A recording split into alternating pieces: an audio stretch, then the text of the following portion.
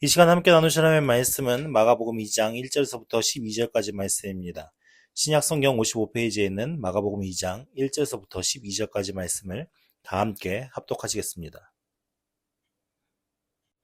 수일 후에 예수께서 다시 가버나움에 들어가시니 집에 계시다는 소문이 들린지라. 많은 사람이 모여서 문 앞까지도 들어설 자리가 없게 되었는데 예수께서 그들에게 도를 말씀하시더니 사람들이 한 중풍병자를 네 사람에게 메워 가지고 예수께로 올세. 무리들 때문에 예수께 데려갈 수 없으므로 그 계신 곳에 지붕을 뜯어 구멍을 내고 중풍병자가 누운 상을 달아내리니 예수께서 그들의 믿음을 보시고 중풍병자에게 이르시되 작은 자야 내 죄 사함을 받았느니라 하시니 어떤 서기관이 거기 앉아서 마음에 생각하기를 이 사람이 어찌 이렇게 말하는가 신성 모독이로다 오직 하나님 한 분 외에는 누가 능히 죄를 사하겠느냐. 그들이 속으로 이렇게 생각하는 줄을 예수께서 곧 중심에 아시고 이르시되 어찌하여 이것을 마음에 생각하느냐.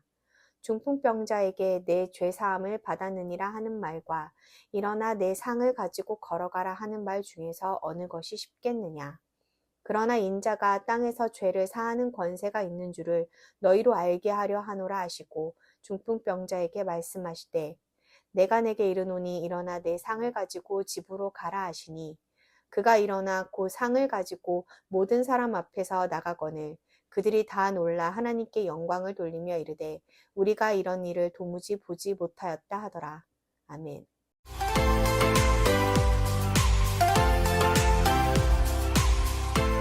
이 장 1절에 시작한 것이 수일 후에 예수께서 다시 가버나움에 들어가시니 라는 말로 시작합니다. 그러니까 이 수일 후에 라는 말씀은 어떤 일이 있었던 겁니까? 어떤 일이 있었습니까? 가버나움에서 회당에서 말씀을 전하시고 귀신 들린 자를 그 귀신을 쫓아내시고 베드로의 집에 가서 베드로 장로의 열병을 낫게 하시고 또 그곳에서 많은 병자들과 아픈 자들과 귀신 들린 자들의 어떤 질병을 쫓아내고 귀신을 쫓아내고 그런 사역을 쭉 하시다가 결국에는 예수님께서 새벽에 잠시 기도하러 올라가실 때에 그 마을 사람들이 다 몰려와서 예수님을 찾아서 그 예수님으로 하여금 추대하려고 하니까 결국 예수님께서 제자들을 데리고 그 밤에 다른 곳으로 갈릴리 지역으로 떠나시게 되어졌고 그 일이 있은 이후에 예수님께서는 각 갈릴리 지역을 돌아다니면서 회당에서 말씀을 전하시고 귀신 들린 자들을 쫓아내시고 우리가 지난주에 말씀을 살펴보았던 것처럼 이제 문둥병자를 만나게 되어집니다. 문둥병자를 한 나병 환자를 만나게 되어지고 그 나병 환자를 낫게 하시는 과정을 겪으신 이후에 수일 후에라고 다시 얘기합니다. 그러니까 얼마간의 시간이 지난 후에 예수님께서 다시 어디로 가신 거예요? 가버나움으로 들어가셨습니다. 집에 계시다는 소문이 들린더라. 이 집은 언제 집을 얘기할까요? 그 전에 계셨던 베드로의 집을 얘기하는 거겠죠. 많은 사람이 모여 문 앞까지도 들어설 자리가 없게 되었는데 예수께서 그들에게 도를 말씀하시더니 그러니까 그 집에 사람들이 많이 모여서 문 앞에서 더 이상 들어갈 자리가 없을 만큼 그렇게 되었는데 예수께서 그들에게 무엇을 말씀하셨어요? 예, 도를 말씀하셨어요. 이전에 사람들이 막 찾아와서 예수님을 찾았을 때는 예수님께서 어떻게 하셨죠? 피하셨어요. 피하셨는데 지금 다시 그 집에 가셨는데 사람들이 많이 몰려드니까 결국 무엇을 하시는 거예요? 하나님 나라의 도에 대해서 하나님 나라의 백성이라면 하나님 나라의 사람이라면 어떤 은혜로 살아야 하는지에 대한 그 도에 대해서 가르쳐 주셨단 말이죠. 그러니까는 이게 참 재밌는 게 뭐냐면 물론 이 도에 대해서 그 전에도 미리 가르쳐 주시고 이야기하실 수 있잖아요. 근데 그때는 하지 않고 왜 이때는 하게 되었을까요? 그러니까 이게 그 시기마다 사람들이 하나님의 은혜를 받을 수 있는 시기가 따로 있다는 것을 우리가 말씀을 통해 알 수 있는 거예요. 그러니까 예수님께서 사람들이 가지고 있는 그 의식과 생각이 무엇인지를 아시기 때문에 피해야 할 때는 피하고 만나서 전해야 할 때는 전하게 하시는 거예요. 그러니까 그들에게 이전에 그들에게 하나님 나라의 도에 대해서 설명을 했었다면 그들이 그 도에 대해 집중하기보단 무엇이에요? 그 예수님이 진짜 메시아냐의 것에만 집중을 했을 거예요. 근데 이제 며칠간의 시간이 지나면서 그들의 마음속에 무엇을 생각하기 시작합니까? 예수님에 대한 것을 서로 평가하게 하게 되고 예수님의 행적에 대한 여러 가지 많은 이야기를 듣게 되어지고 그리고 예수님에 대해서 좀 더 그들이 관심을 갖고 여러 가지 많은 것들을 지켜보게 되었겠죠. 그리고 나서 예수님이 그들을 찾아왔었을 때 이들은 그 예수님의 입에서 나오는 말씀이 무엇인지를 들을 수 있는 상태가 되었던 것이죠. 그렇기 때문에 그 예수님께서 그들에게 무엇을요? 하나님 나라의 도에 대해서 말씀을 하실 수 있는 그런 상황이 되어진 것입니다. 그러면서 3절 말씀에 사람들이 한 중풍병자를 네 사람에게 메워 가지고 예수께로 올세. 그러니까 예수님께서 도를 가르치시고 있는 중에 어떻게 해요? 한 중풍병자를 네 사람이 들고서 지금 누구예요? 예수님께로 나와온 거죠. 그 이유는 그 중풍병 환자가 낫기를 바라는 마음으로 네 사람의 친구들이 같이 메고 온 거죠. 근데 무리들이 이미 문 앞까지 다 이제 꽉 차가지고 더 이상 들어갈 수 없는 곳이었잖아요. 들어갈 수 없는 곳이었기 때문에 무리들 때문에 예수께 데려갈 수 없으므로 그 계신 곳에 지붕을 뜯고 구멍을 내고 중풍병자가 누운 상을 달아서 내렸다라고 표현하고 있습니다. 그러니까 이 부분의 말씀을 우리가 좀 더 이해할 수 있는 상황이 되기 위해서는 그 당시에 1세기 당시에 예수님 시대에 그 당시에 이스라엘의 가옥이 어떤 형태로 있었는지를 알아야 돼요. 어떤 형태로 있었냐면은 여러분들 앞에 화면을 보시면 1세기 이스라엘 가옥이 이런 식으로 생겼어요. 그는 앞에 바깥에 진흙으로 담긴 돌담이 있죠. 그 돌담 안으로 1층은 뭐냐면은 1층은 주방하고 그리고 앞마당이 있었고요. 그리고 안쪽에는 이스라엘 백성들이 목축업을 많이 했잖아요. 그 동물들을 기르는 그 동물들이 쉴 수 있는 곳에 그냥 뭐라고 그러죠? 마구간 같은 그런 공간이 있어요. 그리고 2층으로 올라가서 이제 지프로 덮은 지붕이 있고 목재 지붕이 있고 그리고 그곳에서 이제 생활할 수 있는 공간들이 있어요. 여기 지금 2층으로 올라가는 사다리가 있잖아요. 사다리가 있는 게 아니라 5개 계단이 있다고도 얘기를 해요. 그러니까 이 제자들이 지금 이런 구조면 어떻게 중풍병자를 들고서 옥상으로 올라갈 수 있겠어요? 그죠? 지금 이런 구조라면 일로 올라가야 되잖아요. 그럼 일로 올라가면은 사람들 때문에 아예 진입조차도 못하는데 그렇기 때문에 실질적으로 이 옥상에 올라가는 바깥 계단이 있었다라고 주장하는 그런 주장의 내용들도 있어요. 그러니까 어쨌든 간에 이 중풍병자를 낫게 하기 위한 4명의 친구들과 함께 지붕 위로 올라갔고요. 지붕이 집과 나무로 되어 있으니까 그 집과 나무는 얼마든지 부셔서 그것으로 공간을 만들어서 내려보낼 수 있게 되는 거죠. 그러니까 여러분 이해가 되시죠? 그러니까 오늘날 같이 이렇게 돌과 흙 지붕이라면 사실은 그 지붕 위에서 그걸 뜯어내기가 쉽지 않잖아요. 근데 이스라엘 가옥은 그렇게 아까 여러분들 보신 것처럼 그렇게 집이랑 나무로 지붕 위를 막아놓고 그 위에 살짝 황토 같은 거, 그리고 흙으로 진흙으로 발라놨기 때문에 뜯기가 그렇게 어렵진 않았다고 얘기를 합니다. 그렇게 올라가서 중풍병자를 달아내렸어요. 그랬더니 어떤 일이 벌어집니까? 예수께서 그 광경을 보시는 거죠. 사람들과 같이 그 광경을 보는 거예요. 예수님이 1층에 있었는지 2층에 있었는지는 정확하게 알 수는 없지만 어쨌든 간에 예수님이 있는 그쪽으로 구멍을 뚫고 중풍병자를 쭉 내렸어요. 그 대단한 열심 아니겠습니까? 자신의 누워있는 중풍병자 환자를 낫게 하기 위해서 이들은 어떤 수고를 감행하는 거예요? 남의 집 지붕을 뚫는 수고까지 감행한 거예요. 그 지붕을 뜯고 그 중풍병자를 들고 올라가서 그냥 일반적으로 4명이 중풍병 환자를 들고 올라가는 것도 쉽지 않았을 거예요. 그러니까는 도로나 길이나 계단이 넓지 않았을 거란 말이에요. 쉽지 않은 일인 거예요. 그런데도 불구하고 그렇게 올라가서 남의 집 지붕을 뜯고 그곳에 중풍병 환자를 달아내려서 예수님 앞에 어쨌든 예수님을 만나게 하고자 하는 그들의 열심은 대단한 특심이었을 거예요. 그러니까는 예수님께서 그들에게 무엇을 보신 거예요? 믿음을 보셨다고 하거든요. 근데 이 믿음은 어떤 믿음이요? 예수님을 만나고자 하는 열심의 특심의 마음인 거잖아요. 그러니까 실질적으로 예수님이 낫게 하실 것이다 라는 확신이 있으니까 그 낫게 하실 것이라는 확신 가운데 어쨌든 나중에 그 지붕 뜯어진 지붕도 수리를 해줘야 되고 그리고 생각해보세요. 줄 서 있는 사람들을 제치고서 가서 내린 거니까 많은 사람들의 어떤 지탄을 받을 수 있는 그런 상황이죠 하잖아요. 그러니까 그 일을 통해서 자신들에게 얼마든지 불이익이 생겨날 수 있는 상황이었음에도 불구하고 그들은 그 중풍병 환자 친구의 그 병이 떠나가기를 바라는 마음으로 그 모든 것을 감수하면서 예수님 앞에 그 중풍병자를 내려보내는 이런 일들을 한 거잖아요. 그러니까는 그들의 그 마음의 중심, 그 하나님 앞에 예수님 앞에 나오고자 하는 그 중심, 그리고 친구를 낫게 하고자 하는 그 마음의 믿음을 예수님께서 다 알아보시고 중풍병자에게 이르되 작은 자여 내 죄사함을 받았느니라 하셨다는 거예요. 근데 여기에서 우리가 마태복음의 말씀을 살펴보면서 여러분들 아시겠지만 여기에서 내 죄사함을 받았느니라 라는 말을 하고 이제 6절 이후에 보면 어떤 서기관들이 거기에 앉아서 마음에 생각하기를 이 사람이 어찌 이렇게 말하는가 신성모독이로다. 오직 하나님 한 분 외에는 누가 능히 죄를 사하겠느냐라고 얘기했거든요. 그러면서 예수님께서 그것에 대한 대답이 무엇이냐면 그들이 속으로 이렇게 생각하시는 줄 예수께서 곧 중심에 아시고 이르시되 어찌하여 이것을 마음에 생각하느냐 중풍병자에게 내 죄사함을 받았느니라 하는 말과 일어나 내 상을 가지고 걸어가라 하는 말 중에 어느 것이 쉽겠느냐라는 이 메시지가 주는 의미가 무엇인지 우리는 마태복음에서 살펴보았죠. 무엇 때문입니까?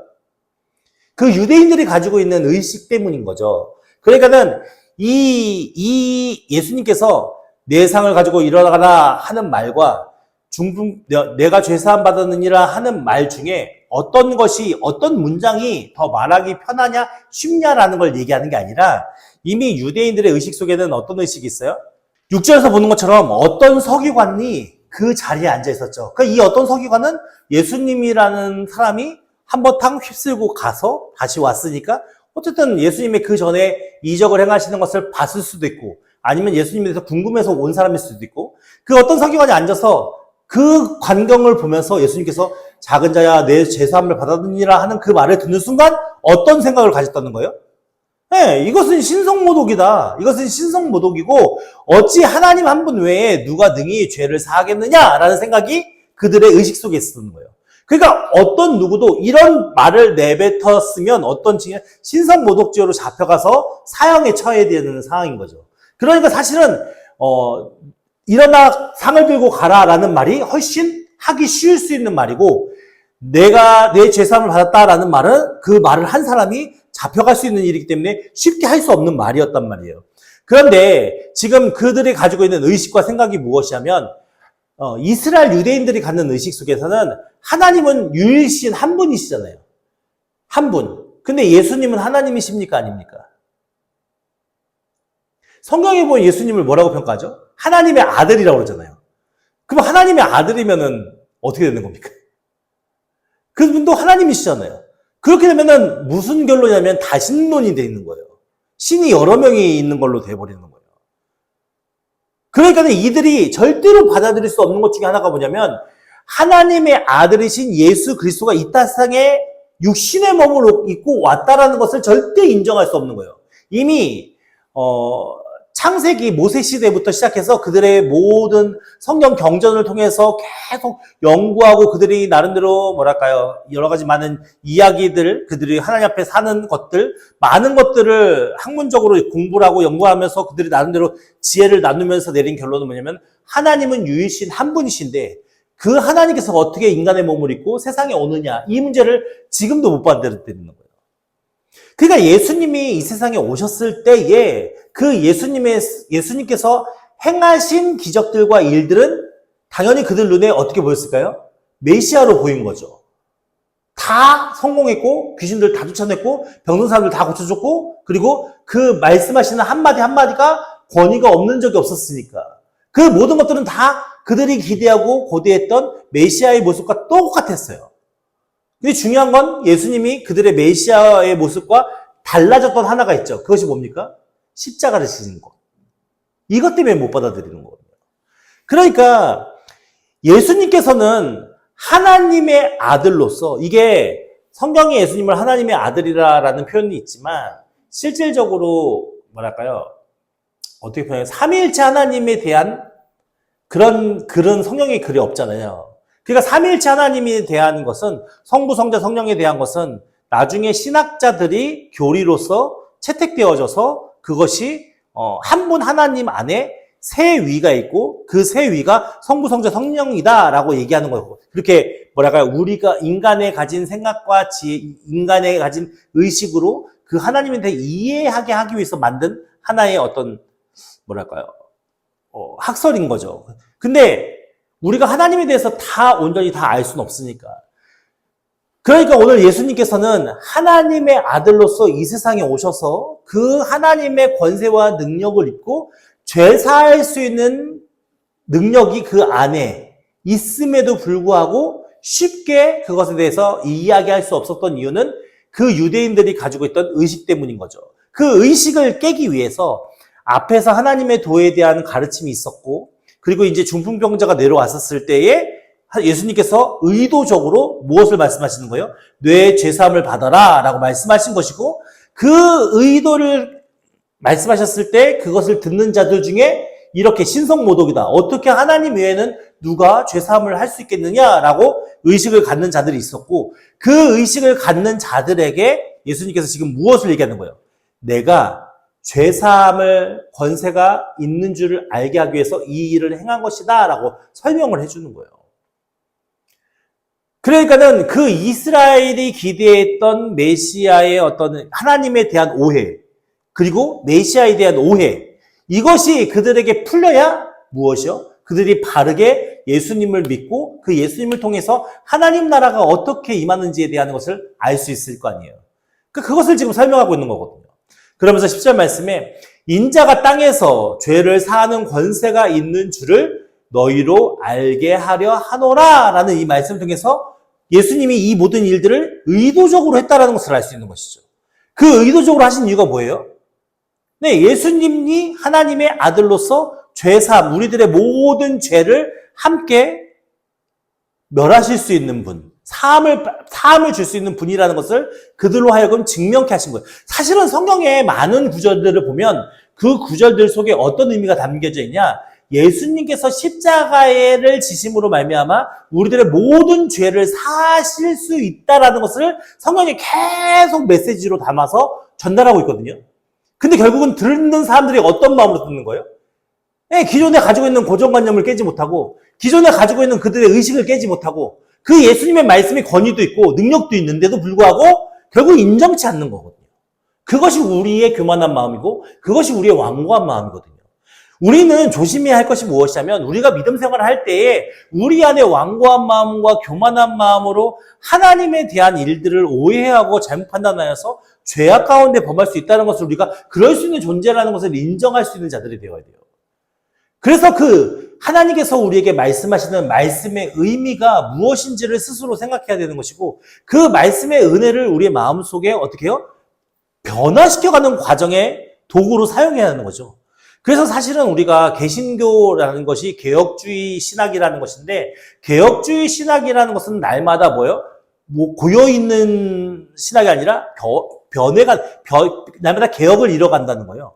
그러니까 결국 우리의 믿음과 신앙은 하나님의 말씀으로 계속 뭐예요? 변화되어져가는 신앙으로 세워지는 게 당연히 맞거든요. 근데 우리가 자칫 잘못하면 교회가 갖는 오류 중에 하나가 뭐냐면 우리 교회는 이런 전통이 있는데 우리 교회는 이렇게 해야 됩니다. 우리 교회는 저렇게 해야 됩니다. 그런 것이 실질적으로 성경이 없어도 교회 안에 또 다른 율법주의적인 의식과 사고를 만들어내고 그 의식과 사고가 깨지지 않는 한 우리는 하나님의 은혜에 더욱더 나아갈 수 있을까요? 그럴 수 없다라는 겁니다. 그래서 그 중풍병자와 내 친구의 이야기가 중요한 이유의 핵심은 무엇이냐면 그들은 그 모든 통념과 관념을 깨부시고 그 친구에게 예수님을 만나게 해주기 위해서 그 모든 과정들을 무시하고서 남의 지붕에 올라가서 지붕을 뜯고 그 예수님 앞에 어떻게든 그 예수님 앞에 내어보내서 예수님께서 치유하시는 그 과정의 일들을 만들어주기 위해서 했던 그것이 하나님 보시기에는 더욱더 귀한 믿음인 거죠. 근데 서기관은 어땠습니까? 어떻게 보면 팔짱 끼고 이렇게 받는지도 모르죠. 도대체 뭐 하시나? 이거는 신성모독인데 어떻게 하나님 왜 이런 말 할 수 있겠어? 그럼 결국은 자기 스스로가 무엇을 하고 있는 거예요? 판단하고 정죄하고 있는 거죠. 근데 하나님께서는 무엇을 원하실까요? 우리가 생각으로 판단하고 정죄하고 무엇이 옳은지 무엇이 그른지를 원하실까요? 아니면 적극적으로 예수님 앞에 나아가고 하나님 앞에 나아오기를 바랄까요? 당연한 것 아니겠습니까? 오늘 우리의 믿음이 자꾸만 우리의 의식 속에서 이렇게 판단하고 저렇게 판단하는 것을 하나님이 기뻐하시는 것이 아니라 오늘 우리의 의식 속에서 적극적으로 하나님 앞에 나아가고 적극적으로 예수님 앞에 나아가고 적극적으로 성령님 앞에 나아가고자 하는 그런 마음의 열심을 기뻐하신다는 것을 이 말씀을 통해서 교훈하는 것 아니겠습니까? 그래서 그러나 인자가 땅에서 죄를 사하는 권세가 있는 줄 너희에게 알게 하려 하노라 라고 하시고 이 말씀은 그 당시에 진짜 문제가 심각한 말씀인 거예요. 사실은 이 말씀이 예루살렘 근처에서 이 말씀을 하셨다면 바로 잡혀가서 어떻게 보면은 신문을 받았을지도 몰라요. 근데 이게 그나마 시골이었던 갈릴리 가버나움 지역이기 때문에 이 말씀을 하셨어도 그렇게 크게 문제가 되지 않았지만 이게 되게 그들에게는 크고 심각하고 중대한 의미의 말씀 중에 하나였던 거예요. 그러면서 11절 말씀에 내가 내게 이르노니 일어나 내 상을 가지고 집으로 가라 하시니 12절 말씀에 그가 일어나 곧 상을 가지고 모든 사람 앞에서 나가거늘 그들이 다 놀라 하나님께 영광을 돌리며 이르되 우리가 이런 일을 도무지 보지 못하였다 하더라. 그러니까 지금까지는 그들이 어떤 이런 상황 자체를 본 적도 없고 느껴본 적도 없는 것이죠. 그러면서 그 예수님께서 자신이 하나님의 인도하심에 따라 이 땅에 온 메시아라는 것을 어떻게 보면 직관적으로 그들에게 보여주고 가르쳐 준 것인데 이 사람들은 어떻게 합니까? 진짜 그 메시아 예수님을 인정하고 그들이 그렇게 하나님 나라의 도를 쫓아서 예수님께서 가르쳐 주신 은혜를 쫓아 세워져 갑니까? 사실 그게 쉽지 않습니다. 고정관념과 사회적인 통념과 통상 그런 것에 사로잡혀 있는 사람들은 사실은 예수님의 이 말씀을 절대로 인정할 수도 없고 받아들일 수도 없었을 것입니다. 어떻게 보면 오늘날 이 세대도 마찬가지 아니겠습니까? 오늘날 이 세상에서도 우리의 죄를 대신해서 예수님께서 십자가 달려 죽으셨습니다 라고 얘기한다면 그걸 인정하고 받아들이고 그것을 마음속에 품을 사람이 몇이나 되겠습니까? 사실은. 그런 와중에 하나님께서는 우리를 찾아와 주시고 우리에게 은혜 주셨고 우리에게 그 모든 말씀을 믿을 수 있게끔 성령께서 우리를 설득하시지 않았습니까? 그렇기 때문에 오늘 우리가 이 자리에서 함께 예배하는 것이고요. 우리는 날마다 개혁적인 믿음과 신앙으로 나아가야 됩니다. 그리고 그 중풍병자와 내 친구처럼 적극적으로 우리의 연약함을 가지고 누구에게요? 예수 그리스도께 나아가야 되는 자고 하나님께 달려가야 되는 자들이고 그리고 성령님께 나아가야 되는 자들입니다. 그렇게 열심히 나아가는 자들, 그런 자들의 믿음을 보시고 무엇을 보셨다고요? 그 믿음을 보시고 그냥 문제가 다 해결된 것이 아니고 그 힘든 과정의 일들이지만 그 하나님을 놓치면 안 된다. 그 예수님을 꼭 만나야 된다는 그 열정의 마음, 그 마음을 가지고 예수님 앞에 나아갔을 때, 하나님 앞에 나아갔을 때 하나님께서 그들 가운데 치유하시고 회복시키시는 은혜로 그들은 새로운 사람으로 변화되어지는 것입니다. 오늘 우리에게도 이러한 과정의 일들이 필요할 겁니다. 우리가 점점 우리가 교회에 대한 고정관념, 우리가 믿음에 대한 고정관념 그런 것들이 있다면 하나님 제하해 주시고 우리가 겸손하게 모든 것 주님께 맡겨놓고 하나님께서 말씀하시는 그대로 우리가 믿고 따르고 행할 수 있는 자들이 되게 해달라고 우리 함께 기도하면서 그렇게 하나님의 믿음 안에 은혜 안에 우리의 삶을 세워갈 수 있는 족이기를 예수 이름으로 축원드립니다.